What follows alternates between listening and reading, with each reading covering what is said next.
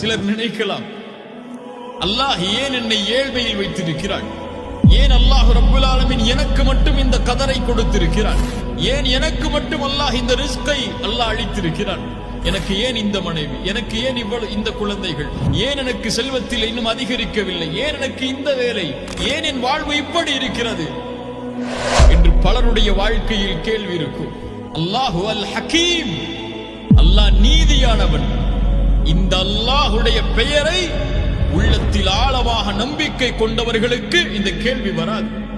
அல்லாஹ் அறிந்தவன், நான் ஏன் இந்த நிலையில் இருக்கிறேன் என்று. எனக்கு ஏன் இந்த சோதனை? அல்லாஹ் அறிந்தவன். எனக்கு ஏன் இந்த குடும்ப வாழ்வு? அல்லாஹ் அறிந்தவன்.